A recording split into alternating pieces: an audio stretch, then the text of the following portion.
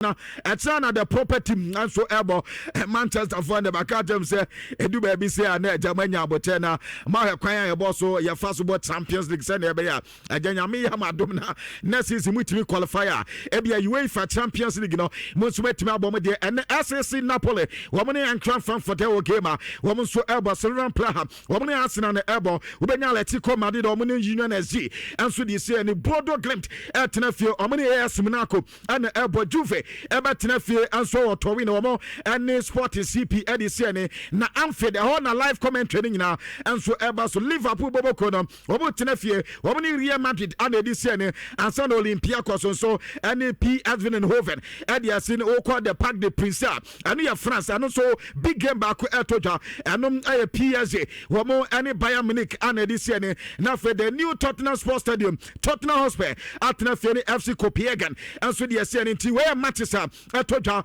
ewo ye UEFA Champions League and na no pay ye de on koma kakra edi eda na kwa boade ye madom na mame CAF Confederation na mame CAF Champions League na eno so me fa update ne fa na sisianum se club ya metema asante loko and co player CAF Confederation wo mo entiman come any better sisian group stages and ye room sisian wo mo de parents no edi aba uko group A na wo benya aye USM aye oje wo mo enso e ho na wanya Joliba aye AC enso na fe wanya team and din edi Sophie na wanya San Pedro woman na ewo group A uko group B na eno aya with that aya AC afe yawo aya team and din enso di AS Maniama woman so ewo Azim FC ewo ana fe Nairobi United woman so ewo group B uko group C na ubenya CR Belouizdad na afe wanya team and din enso edi Salenbech woman enso ewo group C na wanya aya AS Otoho Oyo ana afe team and din edi Singada Air Black Stars woman sum honum ana fe group D no na wanya Zamalek wanya Air Masre na wanya Kaizer Chiefs na fe wanya Zesco United weni team womo elbo aircraft air Confederation okwa CAF Champions League ni so dia group A no ano ya RS Air Bakane na wanya Pyramid ubenya Air Rivers United na wanya Power Dynamos okwa group B ubenya Air Ali na wanya Yanga ubenya Afa afa ubenya Air Kabili Jersey Air Kabili afa oko group C no so a ubenya Mamelodi Sundowns na wanya Hilal ubenya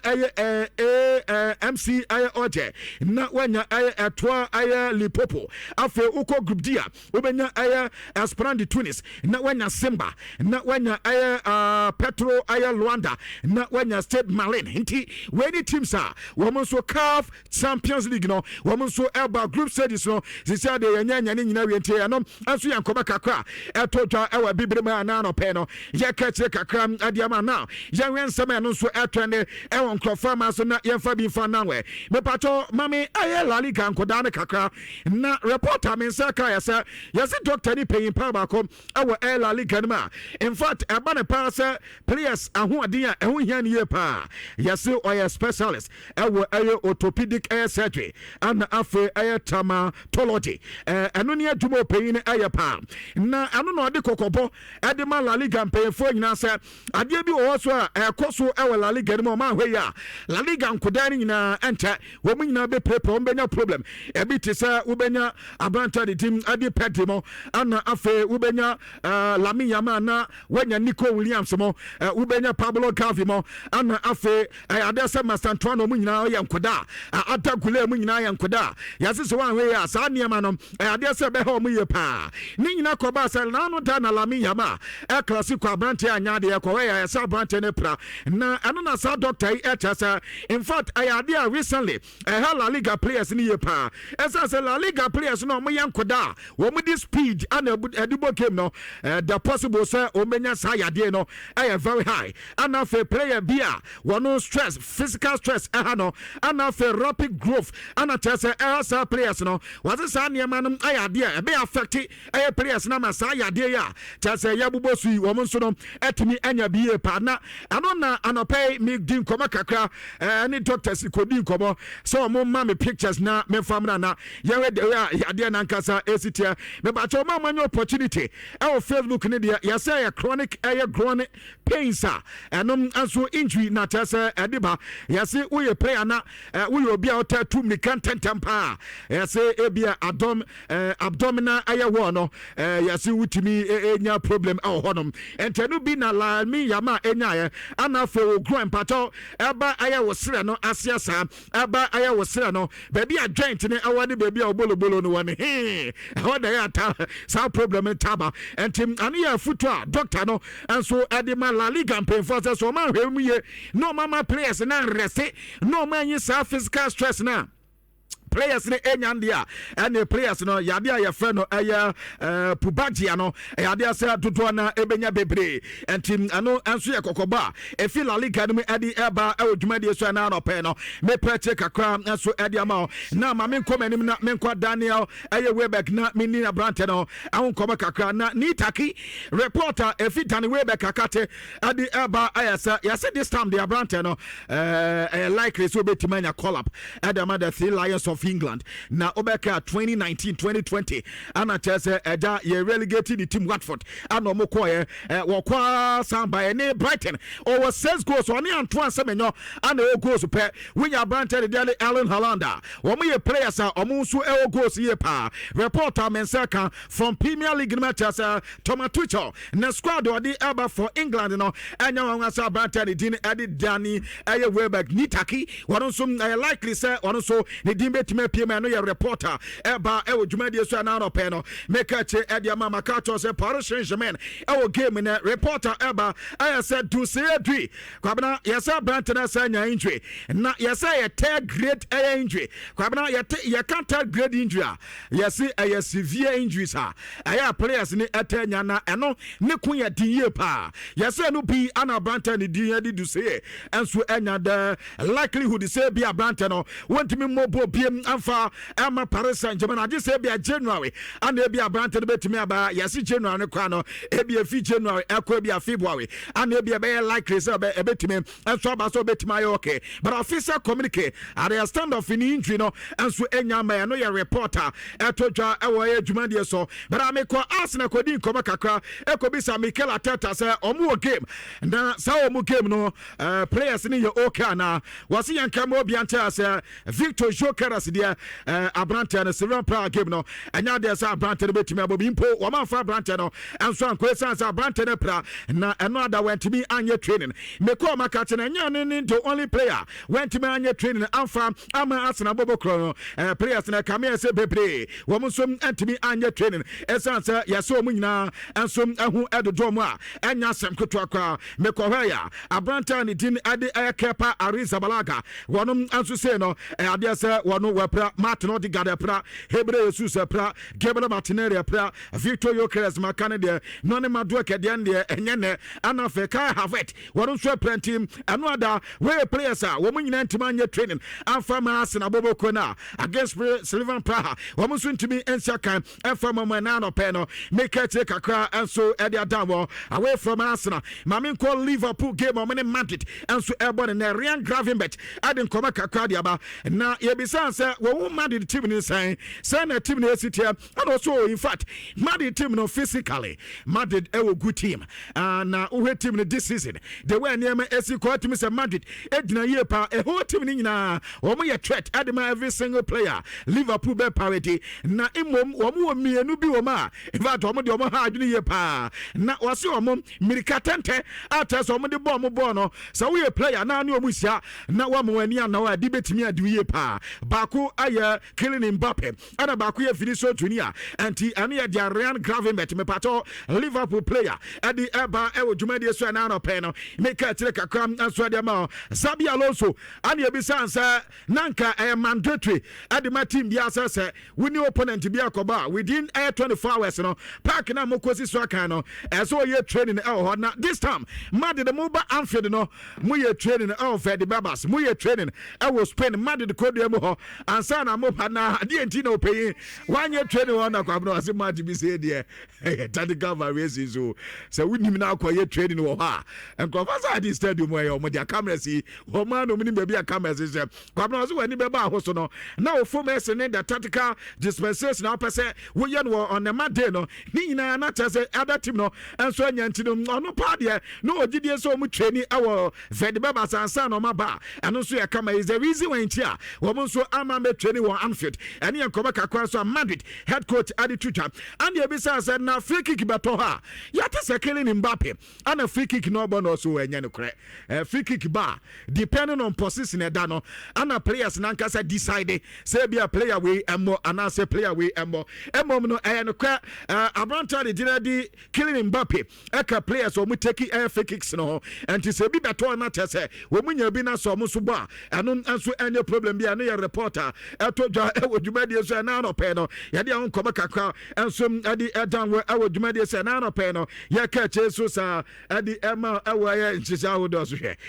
se ma adwene ye wa adwene kwabena na ote de okai o se say wanti wo okay ni mame azu komenim awo he nchisa wo do se na ja ye hwe de ye enema ensum esi etie enti anya fake kick kwa penalty so eka ho eye free kicks ana penalty free kicks ana penalty and team anonso eye koba kakra atotwa ewo dwumadi so na no pe no ye de kakra so edi edan wo na kwabena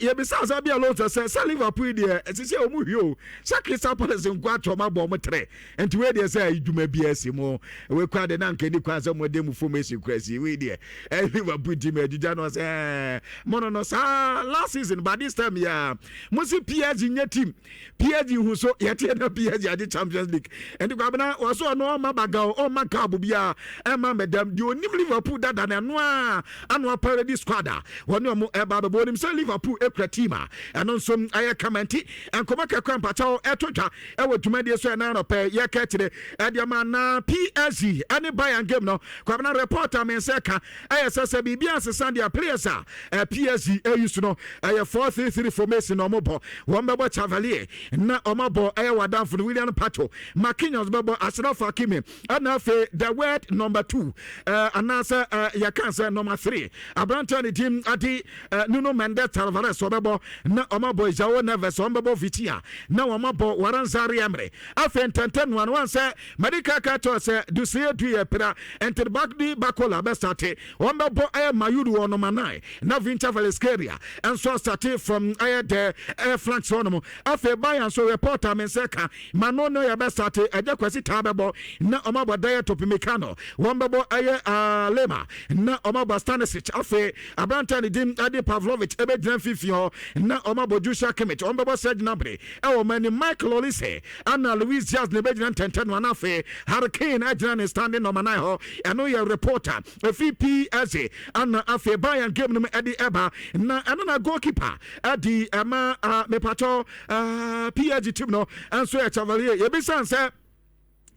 ye ka say goalkeeper na ideal goalkeeper aya hwan na or the goalkeepers na be ya no so in fact kwabena wayi goalkeepers a woso obia woni attribute eno na ebamu sampa goalkeeper no ene na ye ne dia was anticipation ye bisa no say Alisson Becker eba goalkeeper anticipation pa dia Alisson Becker na ye number 1 ana for player with the fit any distribution was enkane goalkeeper at the ama City Ederson Moyes wonom ana ekura no ana eba ne area commander watese tibu kotwa area boss ni nyina obefere nyina eba ne penalty chia so dia woso no ankaza ni nia Magmeyon ana ye ne dia afa eba ne reflexes was it David Raya ana no so ye ne dia ana afa eba ne saves ana player goalkeeping positioner was it ano dia Gigi Donnarumma dia ana afa eba ne charisma was him Manonoya ana Chelsea currently ano da Chevalier asian kamo bianta sa adi goalkeeper no wenya ya nkani nyina ebekwa dia mana Chelsea no enso atimi aye kama yie pa ana Branton Chelsea so we player de ma PSG akwabena bibie nso kwa so ntimi nya successful e o PSG ana fe bibie ntazo ntimi ntra PSG ente esanse wo mo de niam de atoto akwam a ebetima mo watena ho ate ana fe wo mo de UEFA Champions League ne kwa no wo betim na so mo mora akoso yie pa obi anim se eba ne titles of power friendly Ghana dia PSG PSG na edin nyina we nyina ayade aboa club no ama club no kɔ nanim ye penti we player na ba sa ne ma we no kra no ɛsɛ wotin hema nso wotimi ɛkɔ anim ye pa ɛno yɛ reporter mpato goalkeeper Edema PSG Chevalier enso ade tuja ɛwɔ dwumadie so ye bisa head coach Edema Bayern Vision Company say na game no say ano no so ehu niama wo mu wagidie so betimi ati PSG asoma na ano so the capability say wo betimi atoma asom no manya perfect match no edno mu team no so say wo betimi bɔ ne ye dia kwabena wase bibia bekoye enso ade amomo wase so wo face UEFA Champions League winner ano chose invite team na ne kwakɔbɔ no wo mu mpobo ye pa ata say making harder so betimi awene beta o gidie say ne squad ne niama wo makeka die se ne ne kwankrobia so the party pese no wo beta so mesu betimi enya win esa so ma pepe ye pa anom anso ya Vision Company enkoma kakodi aba ewo dwumade so na no pe yede edan wo ano che so in fact or impressed with the team spirit the way the team is here 14 matches in a row enya de so omanya defeat individual quality ne wo ho ano fe wasi the way players na sia fa game no etese na bibia betimi akoye e de mama na ade abako enya PSG e dey ye pa ya say kwabna o say last minute omo ha ana fans ya police for no be ka drum so wo mu ati eye yibam mandatory order bi e de aba a general order be o say say players no e be sini ko we na supporters ne ba kwabna ya say sisi no say wo fi Germany na ba o say o person do car kwa ne adade o musu ntimi o we public transport no and so the stadium ho na kwabra de echoma wom kwa ya say o so do tobu to bia kwabra ya proper set wo mbaye no ho ansa na obetimi ewura stadium ho a wetimi enso ewura stadium na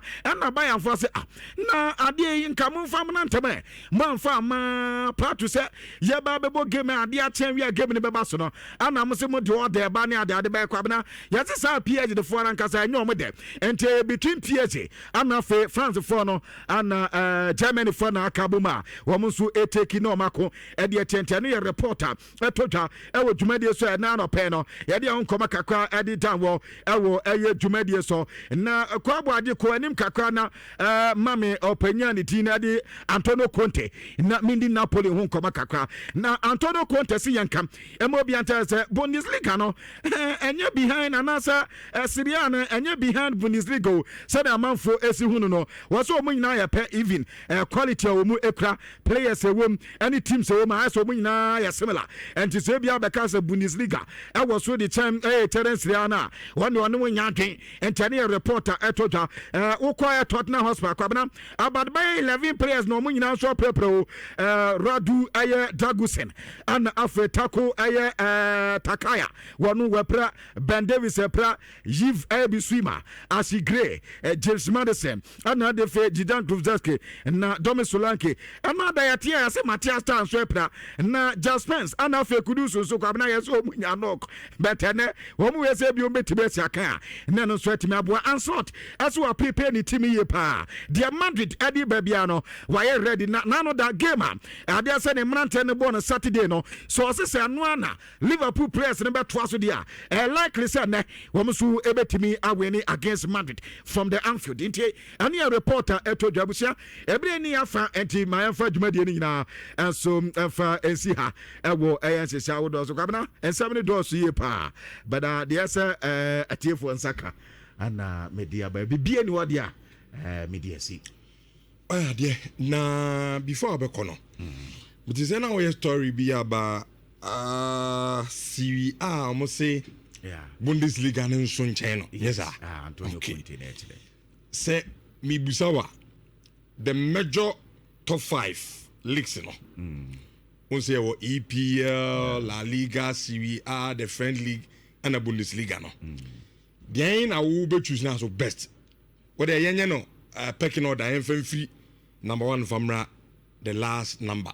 then I'll be picking as on number 1